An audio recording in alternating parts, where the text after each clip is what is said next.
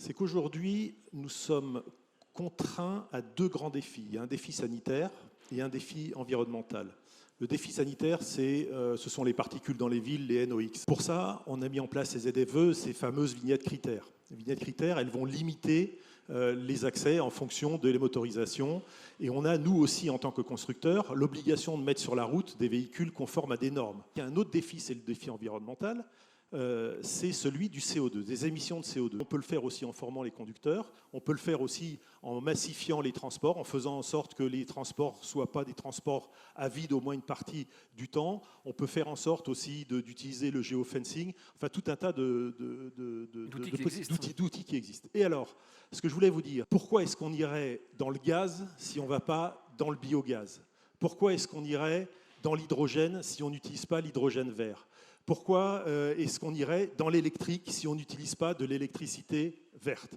Et là, je crois qu'il faut arrêter de se mentir, il faut vraiment regarder d'où vient l'énergie. Et nous avons aujourd'hui toutes les possibilités, sans attendre une énergie miracle dont on sait qu'elle n'arrivera pas, une énergie qui remplacerait toutes les autres, ça n'existera pas. Il y aura toujours un bouquet d'énergie. Et ce n'est pas la peine d'aujourd'hui d'attendre des solutions miracles.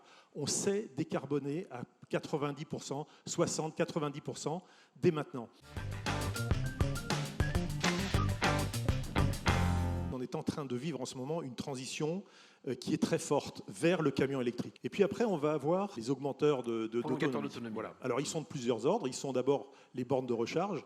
Si j'ai une borne de recharge tous les 100 km, je peux les multiplier et donc je peux avoir plus d'autonomie, plutôt que d'emporter toutes les batteries. Deuxième chose possible, c'est comme un train en fait, et il y a une petite portion en Suède qui existe comme ça, avec une caténaire, et le camion est dessous. Il est soit hybride, soit complètement électrique, et quand il quitte le réseau, il reprend son moteur thermique ou il reste avec les batteries.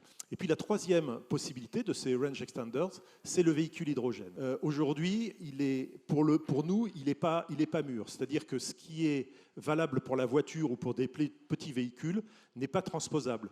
D'abord, pour la première condition que je vous ai donnée, c'est qu'il faut qu'on ait absolument de l'hydrogène vert à un prix acceptable, et deux, que le véhicule soit acceptable d'un point de vue coût d'exploitation pour le transporteur. Mais la grande tendance, et pour nous, c'est aux alentours de 2030 à peu près, c'est que la moitié des véhicules que nous vendons seront des véhicules électriques.